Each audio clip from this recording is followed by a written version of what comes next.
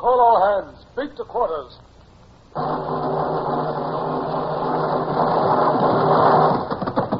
Run out the guns. Stand by the starboard battery. One broadside into it, if you please, Captain Bush. Pointers on target. Linstops ready. Aye, aye, sir. Ready. Fire!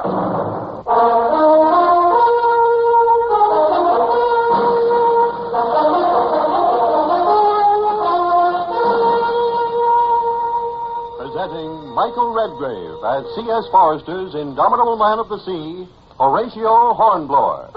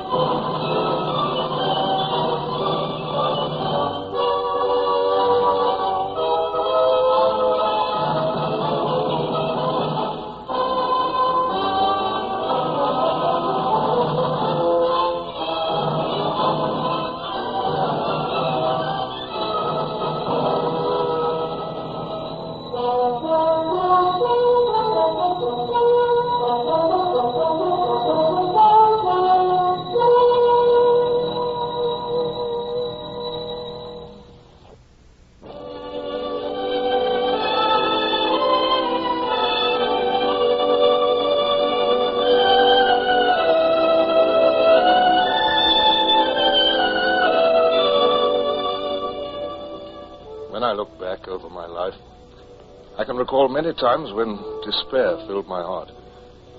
When first I joined the fleet as a raw midshipman and turned seasick inside a harbor. And when I was given my first command and lost it.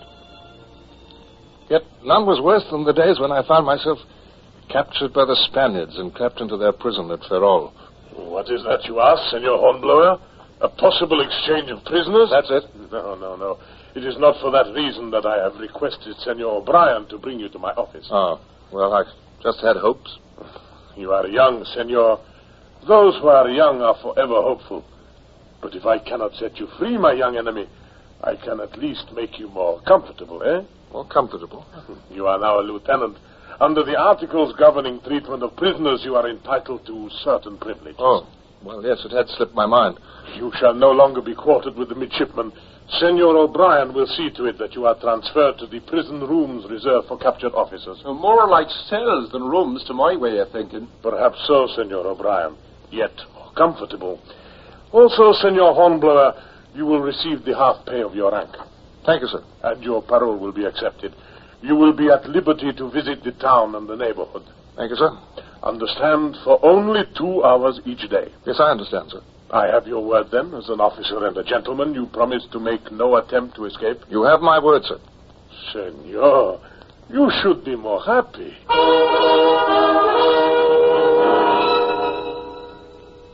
So I was on parole. 2 hours of freedom each day. And while it was small comfort against the fact that I was still a prisoner, I must admit that there was pleasure in it. Well, now, if it ain't Mr. Hornblower... Hello, O'Brien. Look there now, across Ferrol Bay to the entrance. Do you see that long, wicked reef that guards the entrance? The Dientes del Diablo, the Spaniards call it. The devil's teeth. They've taken the bottom out of many a ship. Ah, there's rough weather coming. Is there now? By tomorrow or the next day, the wind's shifting. So it is. You'd rather be alone, wouldn't you, Mr. Hornblower? Well, since you ask me, O'Brien, yes, I would. Ah, now that's a pity. Because you're due back in prison, Mr. Hornblower. Your 2 hours parole is over.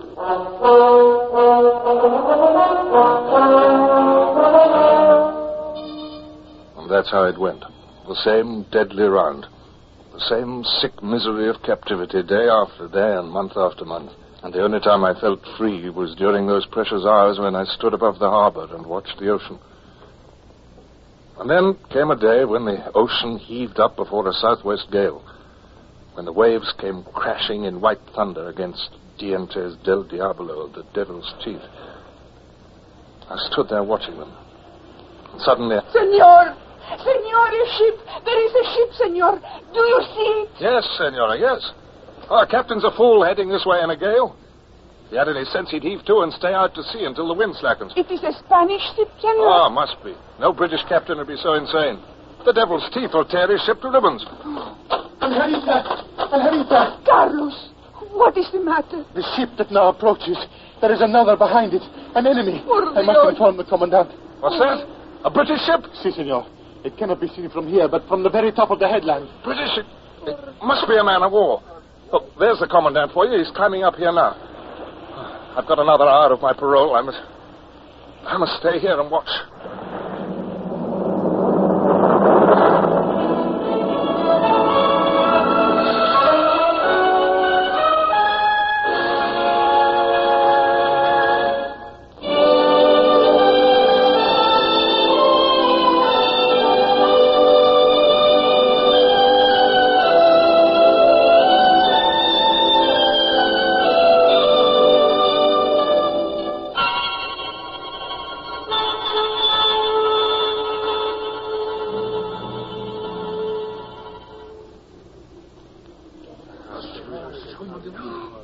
Padre de Dios.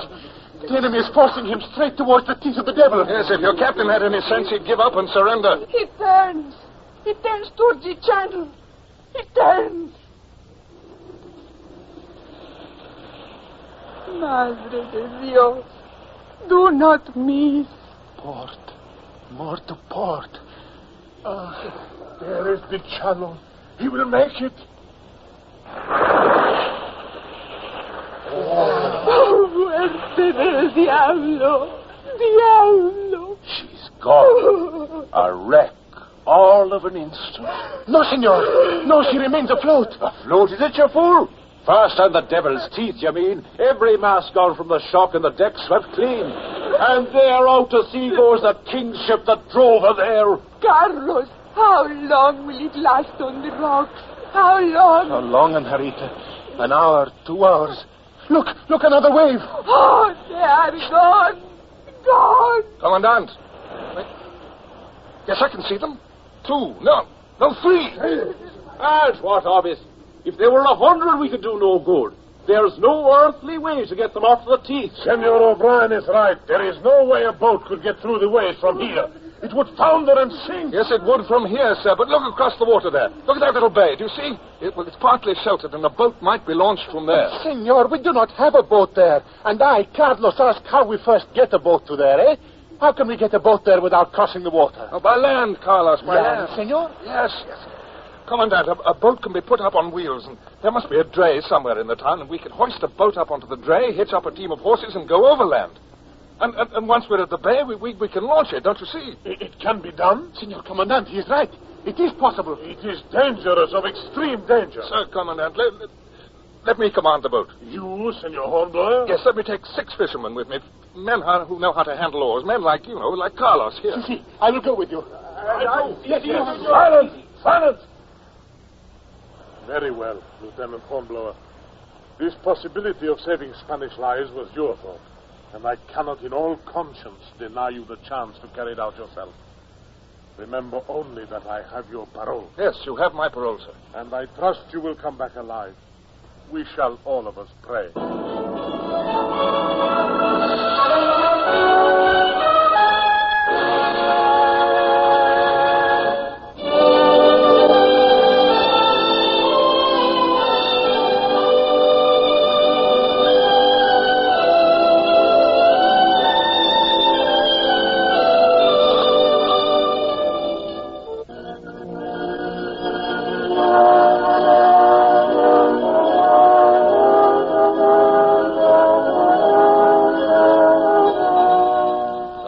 Behind us, that safe, solid ground upon which we'd stood and watched the Spanish schooner drive to destruction. There she lay, upon the jagged reef called Dientes del Diablo, the devil's teeth.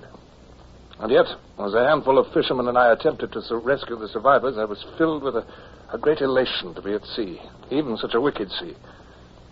I'd been on shore too long. I was young, filled with such excitement that fear was driven completely out of me. Pull, lads! Pull! Senor, We come closer to the reef. Careful, Carlos. There's a broken mast directly in our course. Ay, nombre de Dios, I see it. Pull! Pull! Senor, there are 4 of them. 4, not 3. Observe. Yes, I see. Oh, closer, Carlos. The waves are very strong. Oh, closer. Get in the lee. Aboard the schooner! Aboard the schooner! We'll come in after the next wave. After the next wave. Do you hear me? Here, senor. They are cutting the ropes that hold them to the mast. Ready, Carlos? Si, senor. Now, after the next wave.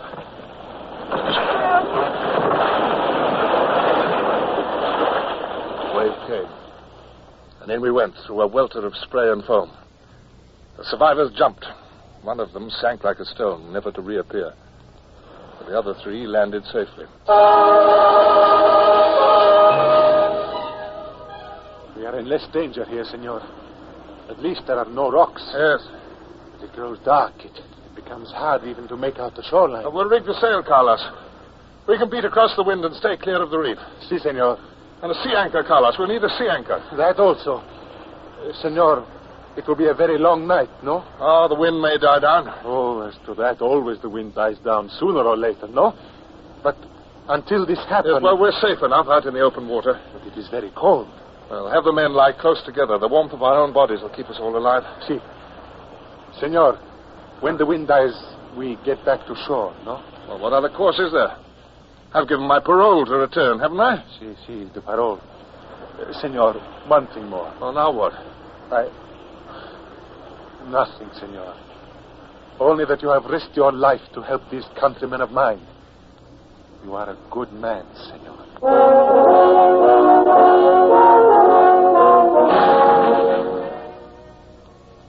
So the night came down on us. A nightmare night, with shrieking wind and waves that rode the black water like white death. We tried to sleep. During the night, one of the survivors died. The wind died down. The waves came at us, still mountain high, but smoother now, less dangerous. Senor, please to wake up. Pedro! Jose, amigos! A ship, amigos! A ship! Hey, careful there! Stay amidships. You want us to turn, Turtle? Where is it? Where, Carlos? Wait, amigos! In that direction, to sea. Wait, the next wave. There! What's the matter, Carlos? What is it? It is not one of ours, senor. It is British. British? Yes. We are fishermen. Our eyes are sharp. It is a British frigate, the one which forced the schooner onto the Devil's Teeth. Frigate? One of ours blockading the coast. One of ours. Senor, what do you do? Taking off my shirt. It's white. It's the only white shirt on the boat. Here. Put it on the masthead. Make a distress signal. No. What? We do not wish to be picked up. We are Spaniards, senor. That is the enemy. Better to wait. Now, don't be fools. Wait for what? For more cold and wind? For waves that are bound to pour over the gunwale sooner or later? But, senor, you must understand. Am I in charge of this vessel or am I not? There's one man dead already and more of us nearly so. Now, make signal to her, I say. She's bound to see us. She'll pick us up. Thank heaven. A British ship.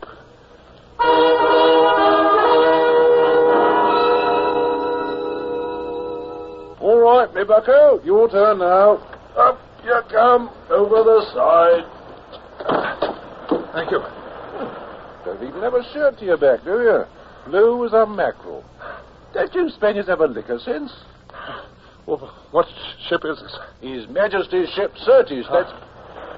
Blimey, you speak English. Yes, I'm a king's officer. Lord love me. I want these men well cared for. Them Spaniards? Yes, well cared for. I want the dead man given decent burial. Here now. What's this lollygagging? Get on with it. Beg pardon, sir.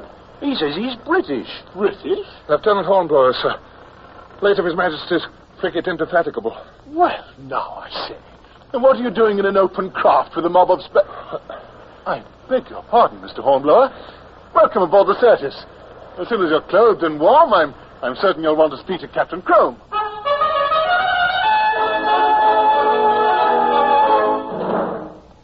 Now that you mention it, Hornblower, you're quite right. I couldn't possibly have him taken prisoner. Oh, I shall have to set him ashore at the earliest possible opportunity.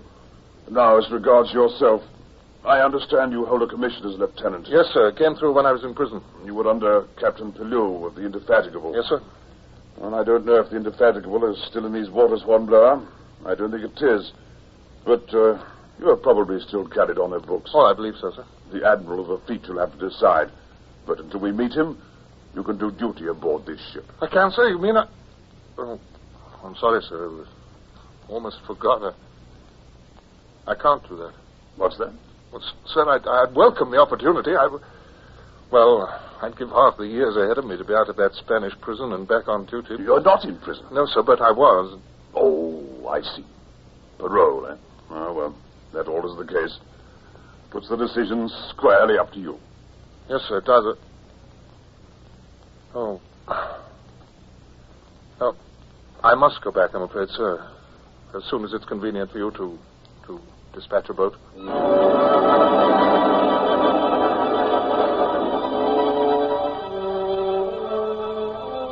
I was back the next day. It turned calm and clear, and the Certis stood in toward Ferrol and sent a cutter in under a white flag. I remember how all the others, Carlos and the rest, were laughing and talking gaily as we were set down on the dock. O'Brien was there, half the town with him.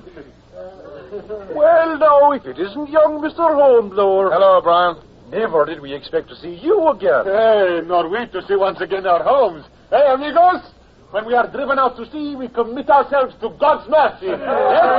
Carlos, you're back now. Si, Carlos, Angelita. you're back. And for this we thank the Senor, no? Hey, Pedro, good to be home again, no? You're down in the mouth, Mr. Hornblower. Yes, perhaps I am. Now, no need to tell me. The way your heart's in your eyes looking after that cutter now. And looking out beyond the Devil's Teeth to that British ship of yours. You're a fool. Excuse me, I'm going back to my prison quarters.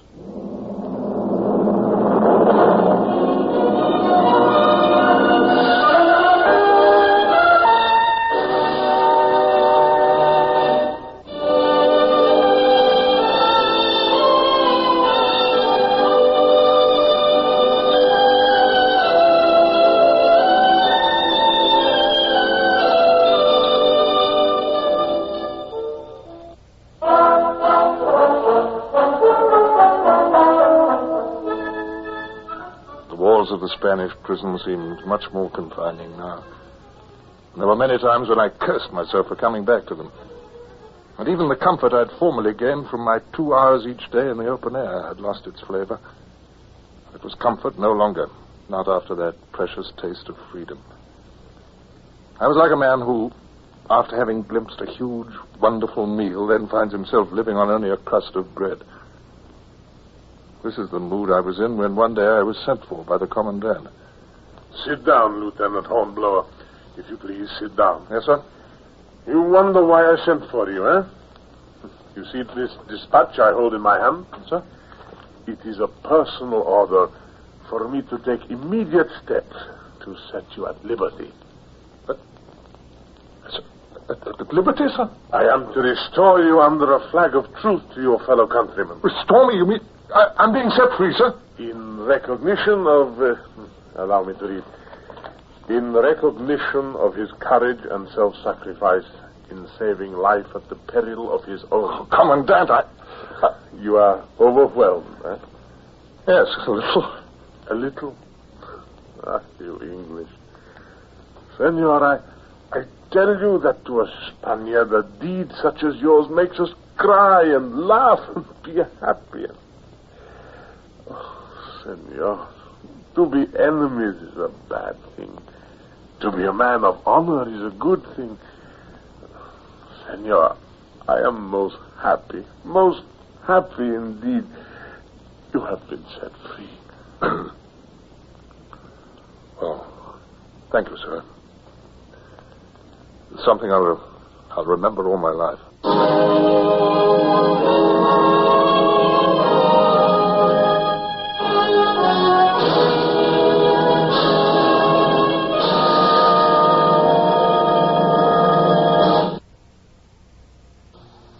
Horatio Hornblower, starring Michael Redgrave, is based on the novels by C.S. Forrester. Music composed and conducted by Sidney Torch. Produced by Harry Allen Towers.